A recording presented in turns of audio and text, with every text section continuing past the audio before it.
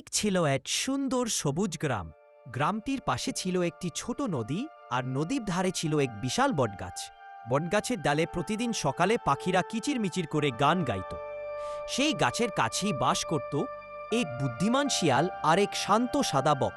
দুজনের মধ্যে ভালো বন্ধুত্ব ছিল। প্রতিদিন তারা একসাথে নদীর ধারে বসে গল্প করত, মাছ ধরত, কখনো খেলত। গ্রামে সবাই বলতো এই দুজনের বন্ধুত্ব সত্যি দারুণ। একদিন শিয়াল ভাবল, আজ একটু মজা করি। সে বকর কাছে গিয়ে বলল, বন্ধু বক, আজ আমি তোমাকে আমার বাড়িতে দাওয়াত দিচ্ছি।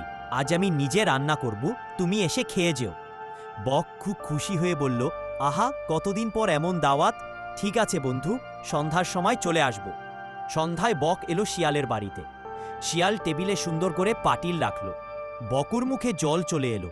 কিন্তু ওরে বাপ, যখন খেতে গেল তখন দেখে শিয়াল পাতিলের ভিতর পাতলা স্যুপ বানিয়েছে, আর সেটা চ্যাপ্টা থালায় ঢেলে রেখেছে। বকুর লম্বা ঠোঁট দিয়ে তো থালা থেকে কিছুই খাওয়া যায় না। সে বারবার চেষ্টা করে স্যুপ তুলতে পারল না। অন্যদিকে শিয়াল চাক চাক করে সব স্যুপ খেয়ে নিল, আর মুচকি হেসে বলল, কি বক বন্ধু, কেমন লাগছে আমার রান্না?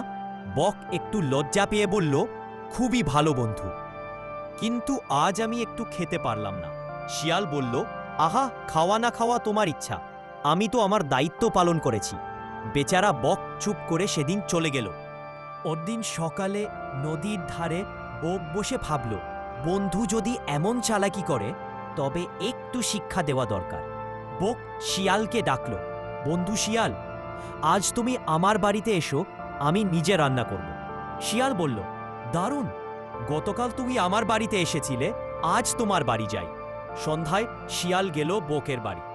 বক সুন্দর করে খাবার তৈরি করল। সুগন্ধে পুরো ঘর ভরে গেল। কিন্তু এবার খাবার পরিবেশন করা হলো লম্বা সরু মুখওয়ালা কলসিতে। শিয়াল তো তাতে মুখ ঢোকাতে পারল না। যতই চেষ্টা করে কলসির মুখে ঠোঁট ঢোকতে না। বক নিজের লম্বা ঠোঁট দিয়ে কলসির ভিতর থেকে আস্তে আস্তে স্যুপ খেতে লাগল। শিয়াল তাকিয়ে রইল, মুখে জল এলো, কিন্তু কিছুই খেতে পারল না। তখন বক হাসতে হাসতে বলল, কি বন্ধু, আজ কেমন লাগছে আমার রান্না? শিয়াল বুঝল বক তাকে তার নিজের চালাকি ফিরিয়ে দিয়েছে। শিয়াল খুব লজ্জা পেয়ে বলল, বন্ধু বক, আমি খুব খারাপ কাজ করেছি, তোমাকে কষ্ট দিয়েছি, আমায় মাফ করে দাও।